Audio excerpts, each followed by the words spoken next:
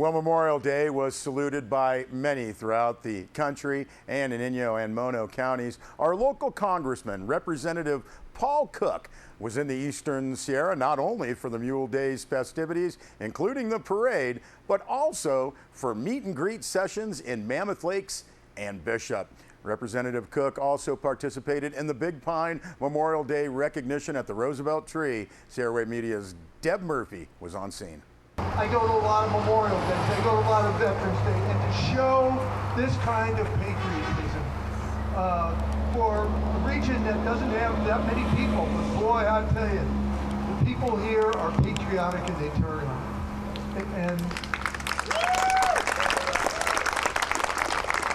the times have changed because people like you took the time to come out on a hot day, say thank you, and that we remember.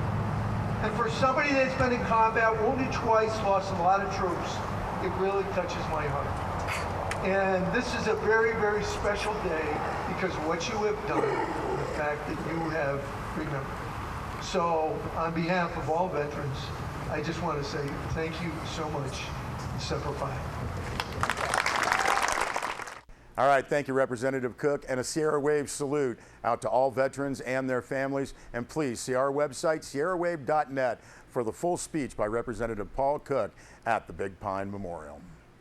Well, the Mono County Sheriff's Office continues to receive reports from residents throughout the county of recent phone scams, people claiming to be from the Internal Revenue Service. Now, the current phone scams that Mono County residents are experiencing include callers representing themselves as IRS agents. Now, this is an aggressive and sophisticated phone scam, according to a press release from the Mono County Sheriff's Office. The callers are very convincing when they call, and the caller does know a lot of information about their target, thus making you feel that it is a legitimate call. The caller will also alter caller ID to make it look as if the IRS is actually calling. Now, please remember, the IRS will never call to demand immediate payment or call you regarding taxes owed without first having mailed you a bill.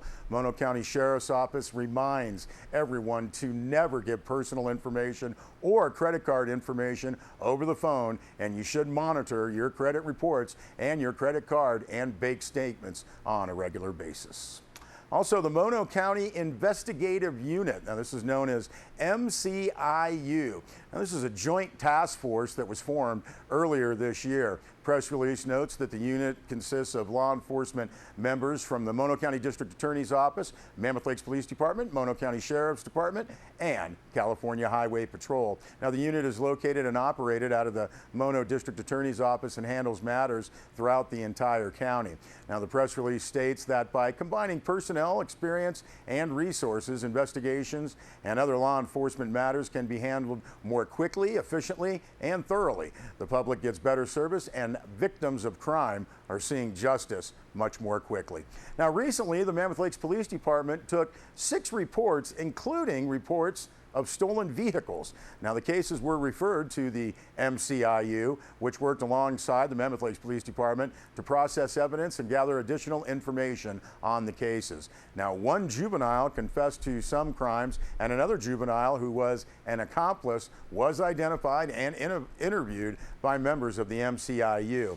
Now, the juvenile was subsequently released to his parents pending further investigation and will be facing similar charges. All of the stolen vehicles have been recovered, and the cases will be referred to the Mono County District Attorney for prosecution. You can see more on both of those stories on our website, sierrawave.net.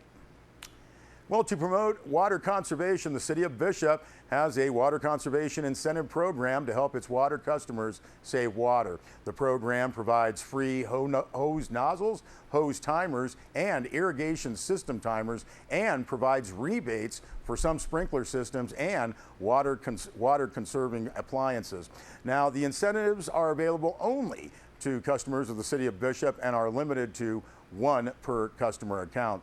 Now, several local businesses are supporting the city's water conservation incentive program through their generous involvement.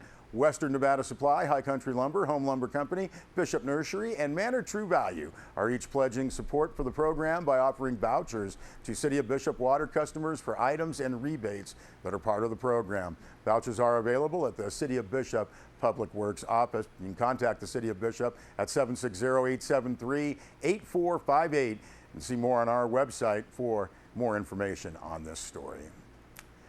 Well, Inyo County and the Los Angeles Department of Water and Power clearly defined water reductions to the McNally Pond project at Tuesday's LA Technical Group meeting. Now, the LADWP's motion to eliminate water supplies to the waterfowl ponds and the adjacent 100-acre native pasture land west of US 6 north of Bishop this runoff year was approved and will be passed on to next week's standing committee meeting. However, the native pasture southeast of Laws will continue to be irrigated. Now, the standing committee meeting scheduled for Thursday, June 4th in Independence will determine just how much water will be made available for irrigation to Owens Valley ranches during the fourth and worst year of drought. Now, the issue of whether water reductions to these enhancement mitigation projects require standing committee approval, raised earlier this month, was not addressed directly. But the action taken followed Inyo County Water Department Director Bob Harrington's interpretation of the long-term water agreement. Now, following the agendized items, Darius Moxley, Gary Gilbert, and Sally Manning raised issues of the long-term water agreement violations, specifically Type 3 vegetation parcels irrigated in 1981 that have not received water allotments. Also, LADWP made a strong visual statement that no water not currently in Haywee Reservoir is headed to Los Angeles.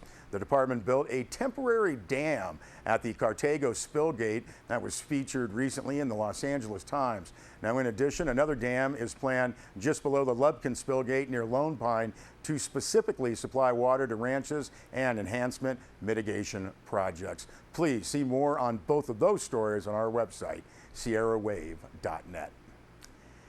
And Sierra Wave Media received a letter to the editor from Daniel Pritchett of Bishop saying Inyo supervisors must act promptly to challenge LADWP. The letter states, quote, DWP released its final 2015-2016 operations plans last week. As expected, it includes enormous 57% reductions in Owens Valley irrigation water. Now, under the Inyo LA Water Agreement, these cuts must be approved by the Standing Committee. The Standing Committee has not approved the cuts, and without such approval, the reductions are a flagrant violation of the long-term water agreement. That letter continues. Inyo County has yet to address this violation. If it has neither notified DWP its plan is inconsistent with the long-term water agreement, nor gone to court to seek an injunction.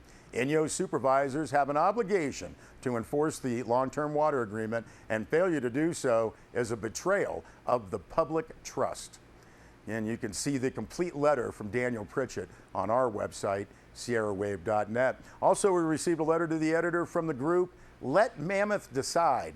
Now, that letter states that on May 6th, Let Mammoth Decide filed 1,071 petition signatures with the Mammoth Lakes Town Clerk in support of its proposed ballot measure to ensure that nightly home rentals cannot be expanded into residential neighborhoods without voter approval.